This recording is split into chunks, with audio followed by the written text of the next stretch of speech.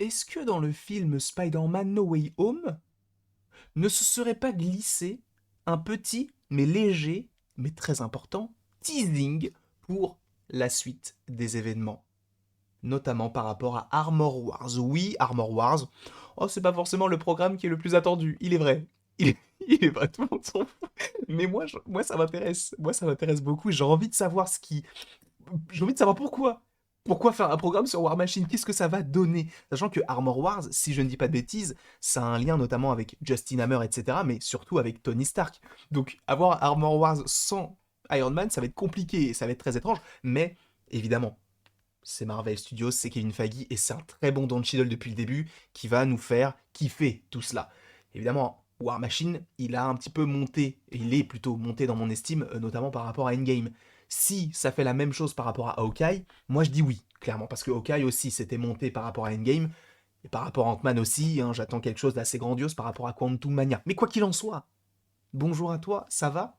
Moi, ça va parfaitement bien. Oui, peut-être que tu te dis, je connais un petit peu cet habillage-là, parce que j'ai fait une vidéo concernant un teasing de Secret Invasion dans Spider-Man No Way Home, une vidéo éclatée, hein. Mais si tu as envie de la regarder, je t'en prie, vas-y. Oui, je suis habillé de la même façon et tout, c'est juste que je les tourne l'une après l'autre, mais elles ne sortent pas au même moment. Donc, oui, c'est du Spider-Man tease ça, Spider-Man tease ça, point d'interrogation, pourquoi pas? C'est ce que je te propose aujourd'hui dans cette vidéo. Évidemment, si tu n'as pas vu tous les films du MCU ou toutes les séries du MCU, si tu n'es pas à jour, ne regarde pas la suite. Bah, parce que tu risquerais d'être spoilé, évidemment. Tu connais un petit peu la chanson. Calmons-nous un petit peu. Tu kiffes le t-shirt ou pas? Il est stylé. On peut le dire. Mais on ne le dit pas trop fort non plus pour pas me jeter des fleurs. Voilà. Mais il est cool.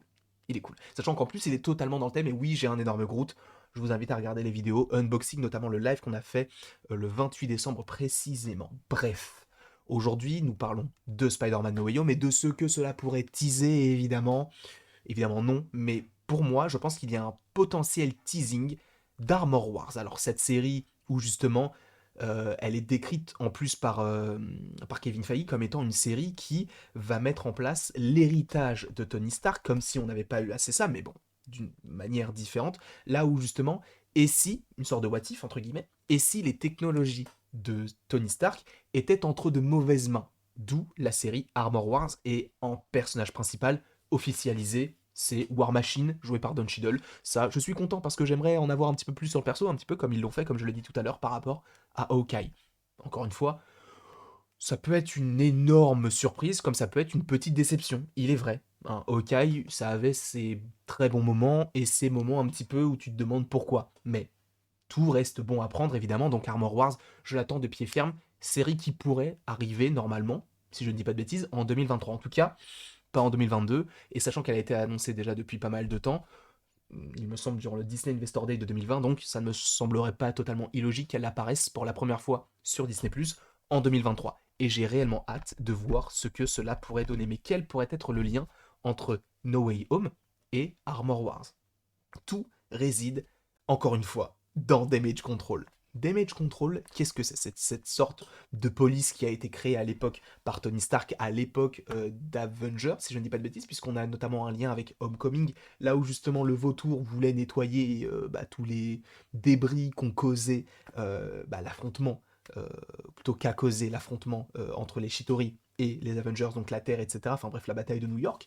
Et justement, Damage Control est là pour dire, les gars, non, c'est à nous de le faire, c'est pas à vous, vous dégagez en fait. Et donc c'est cette entreprise-là qui est missionnée par le petit Tony Stark. Pour le coup, on pouvait se dire, Damage Control, on les reverra pas, c'est pas très intéressant. On les a revus dans No Way Home, et comme je te l'ai dit peut-être dans la vidéo sur Secret Invasion que tu as vu, possiblement, je te dis que ça peut teaser ça par rapport à lui, notamment, je sais plus comment il s'appelle, c'est un agent du Damage Control, et en plus de ça, Damage Control, quand il perquisitionne entre guillemets le lieu de vie de Peter et de Tante May, il récupère quelques petites choses peut-être un petit peu intéressantes par rapport à la suite des événements, puisque il récupère notamment les différentes choses qui sont en lien, je crois, avec Tony Stark, etc. Enfin, tout ce qui n'est pas forcément à Peter Parker, il les perquisitionne, il les récupère. Mais il récupère aussi ceci. Alors non, il ne récupère pas le chapeau du prof, prof de quoi d'ailleurs? De prof de maths? Prof de sciences, peu importe. Il récupère ça. Ah, d'ailleurs, c'est totalement moche ce que je viens de faire là, puisque c'est pas du tout ça. Voilà, il faut faire ça comme ça, faut faire les choses bien. Voilà. Il réquisitionne du coup Voilà. La technologie Edit, du coup, je crois que c'est Even Die and Still the Best. Je t'avoue que je connais juste le Even Die et après le reste, je me souviens plus du tout. Mais en gros, ça veut dire que. Enfin, c'est une intelligence artificielle un petit peu à la Jarvis. Sauf que là, c'est pour Peter et donc il lui dit pour le Next Iron Man, je te fais confiance. Voilà. Et donc on comprend que c'est possiblement lui, et il a donc cette technologie Edit qui vaut des milliards de dollars, qui est une évolution de la technologie BARF, etc., qu'on avait déjà vu dans Civil War. Bref, pourquoi est-ce que cela tease Armor Wars? Parce que Damage Control et récupère les lunettes Edit, et donc cette technologie qui vaut des milliards et des milliards. Là où justement, Armor Wars, ça parle de quoi? La technologie Stark qui est entre de mauvaises mains.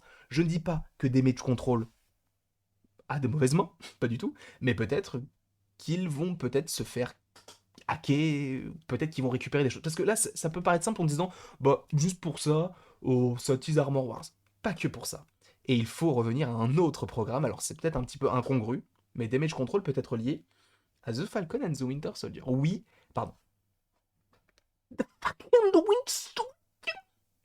Cette série, du coup, qui est sortie en mars 2021, qui nous a proposé bon nombre de personnages très intéressants. Le Faucon, évidemment, devenu Captain America, le Soldat de l'Hiver, US Agent, Val également, voilà, sans rentrer dans les détails, mais aussi ce personnage-là, de Sharon Carter, et je ne suis pas présent, je suis de nouveau présent. Sharon Carter, qui est de nouveau sur le marché du MCU, dans le sens où c'est vrai que depuis Civil War, on ne l'avait pas vue parce qu'elle était, entre guillemets, bannie des États-Unis par rapport au fait qu'elle avait aidé Captain America, etc. Donc elle était, entre guillemets, mise de côté. Et on la retrouve à Madripoor, là où justement on se dit, bon, bah, du coup, elle est quand même bien lotie, puisqu'elle vend des choses, elle vend des œuvres d'art qu'elle a sûrement volées, etc. Enfin bref, elle n'est pas non plus toute blanche, toute noire, elle est un peu gris à l'époque justement. Sauf que dans la scène post-générique de The Falcon and the Winter Soldier, on a une scène avec Sharon Carter qui appelle quelqu'un. Peut-être que je l'appelais Peggy, je suis vraiment confus, mais Sharon Carter qui appelle quelqu'un en disant, sachant que elle a été graciée par rapport à tout ce qu'elle a pu faire dans The Falcon and the Winter Soldier, donc ça veut dire qu'elle peut retourner aux États-Unis, et justement, elle appelle quelqu'un en disant, bah écoutez les gars, comment dire, je peux tout vous avoir. Donc sachez que là, on va vendre au plus offrant. Tu vas vendre quoi au plus offrant? Des informations militaires, secrets d'État, etc. Ça va créer un énorme bloubi-boulga, ou entre guillemets, une énorme merde, dans le MCU, en tout cas au sein de la société. Et ça va être très intéressant de savoir si elle va vendre ces choses en fait. Parce que Damage Control en soi, on peut supposer que ça appartient à l'État. C'est pas impossible. Même si ça appartient en soi à Tony Stark n'est plus présent, donc on sait pas vraiment comment tout ça s'agence. Donc peut-être que tout ce qui appartient à Damage Control, maintenant, Sharon Carter a une vision dessus. Possiblement, sachant que maintenant elle a un poste plutôt haut. Sachant que Armor Wars, je te rappelle le point de vue, enfin le postulat de base, c'est on a une technologie Stark, notamment peut-être Edit, peut-être aussi comment on appelle ça, les armures d'Iron Man qui sont réutilisées ou utilisées à de mauvaises fins. Et c'est ce qu'on pourrait voir dans Armor Wars, sachant que Armor Wars va te ramener d'autres personnages qui sont déjà issus de la première trilogie des films Iron Man. Peut-être qu'on reverrait Happy, c'est pas impossible, mais surtout peut-être qu'on reverrait Justin Hammer. Justin Hammer qui, lui, dans Iron Man 2, avait donc essayé de créer ses propres armures de son côté. Peut-être qu'on va faire appel à lui, etc. Bref, ça va être une énorme merde concernant Armor Wars. Donc, sachant que je pense qu'il y a un lien avec Sharon Carter par rapport à Armor Wars, et ça on en avait déjà parlé, le fait qu'elle appelle quelqu'un et qu'elle dise, bon, là on va pouvoir vendre aux plus offrants, peut-être que ça a un lien avec le fait que bah, la technologie va être partout, dans le monde entier. C'est ce que je te propose aujourd'hui comme vidéo par rapport au fait que Damage Control, qui peut appartenir à l'État, ait récupéré la technologie Edit, et c'est une petite scène très très courte, genre, on te la met là, on s'en fout, mais fais attention quand même au fait qu'on la récupère. Moi, c'est comme ça que je l'ai vu. Peut-être que vous ne l'avez pas du tout vu comme ça et vous vous en foutez, c'est tout à fait possible. Mais je me dis, on n'a pas laissé ce plan-là, je ne sais même plus parler. On n'a pas laissé ce plan-là au hasard, selon moi. Peut-être que je me trompe à 1000%, mais je me dis, faisons attention quand même un petit peu. Un tout petit peu. Un tout petit. Parce que Armor Wars, pour l'instant, on n'en sait rien, on ne sait pas vraiment ce que ça va donner, on ne sait pas qui est officialisé, peut-être qu'on aura bientôt des news, peut-être qu'on aura vraisemblablement Sharon Carter qui sera officialisé et du coup que ça lie The Falcon and the Winter Soldier à Armor Wars, et peut-être même à tout ce que l'on a dans No Way Home, etc., toute la technologie qui a été récupérée par Damage Control et peut-être récupérée après. Bref, tout cela pour te dire que je vous aime. Ah, ça m'a fait plaisir de faire cette vidéo-là, j'espère que vous avez apprécié, passé un petit moment avec moi, j'espère évidemment que vous avez passé un bon moment, ça fait 2 fois que je dis la même chose, mais bref. Et évidemment, n'hésite pas à aimer, à partager, à commenter et à t'abonner si cela te fait envie, plaisir, peu importe, n'hésite pas à le faire. Et après toute cette longue vidéo sur Armor Wars, sur The Falcon and the Winter Soldier et sur Spider-Man No Way Home, il ne me reste plus qu'à te dire à la prochaine, pour la prochaine.